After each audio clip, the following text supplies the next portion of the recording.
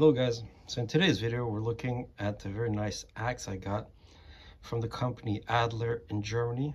So they've been making tools for more than 100 years now.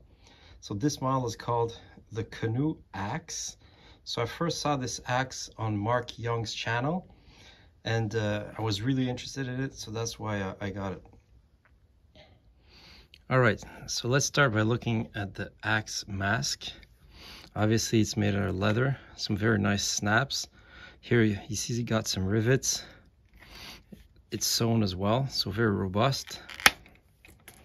What's interesting is that you got this top snap, but you also have a bottom snap. So this is kind of unusual. Here you can see the leather is pretty thick, but yet it's still supple, so it's very nice. All right, so let's go over the specs of that axe. As you can see, it's like a 3/4 length axe. Overall length is about 19.5 inches, so I think that's pretty ideal. It's packable, but still very capable. You can use it one or two-handed, so I really like that. The head weighs 1.35 pounds. Overall, the axe is 2.2 pounds. So the steel is C60 steel. It's a medium carbon steel and it's heat treated to 55. So if we look at the head of the axe, it's got a very nice pattern. They call it the Rideland pattern. So it's a hybrid between a Montreal pattern axe and it looks like the upsweep from a Dane battle axe. So I'm really liking that design. So one feature that's a bit unusual, you can see it's pretty glossy. I think they put some kind of varnish on it to help with corrosion resistance, and well, it looks pretty nice for sure. So if you look at the eye of the axe, it's pretty big. You see that they use a wood wedge and a circular metal wedge, very robust. And if we look around, we don't see any gap here. So that's a very good sign. So if you look at the handle, it's very nice, ergonomic. Got a thicker portion here, but down there it's not too thick, which is great. So it's made out of hickory, US source hickory handle. And if you look at the grain is quite dense, so that's a very good sign. And it's very linear, so that's a good thing. So at the bottom of the axe, you have this coating here, the black traction coating. They put something in there to increase the grip, so that's fine. And they put this red paint here. So I guess that could help if you drop your axe in the forest. Also have a hole here so you can put some paracord lanyard if you want to. And the flaring at the end is very nice. So very positive grip with that one.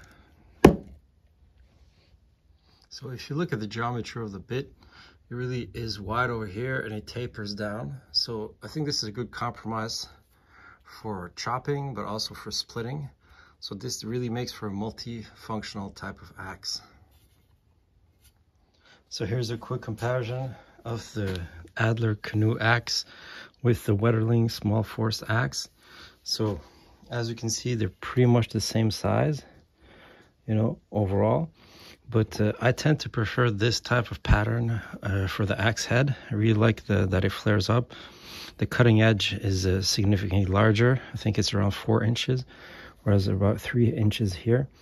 And as I say, the build quality of these axes is just as good as these Scandinavian axes for, you know, a fraction of the price.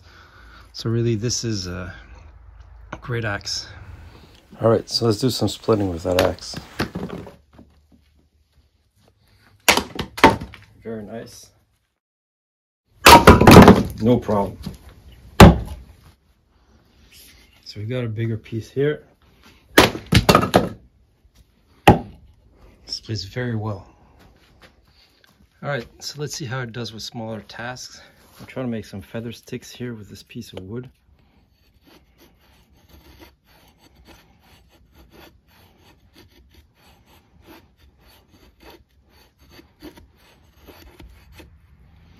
So overall, it's pretty good.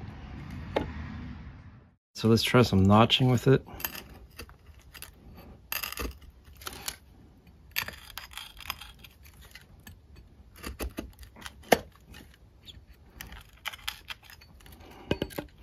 Yeah, so that works. Let's see how it does at Lemon Tree.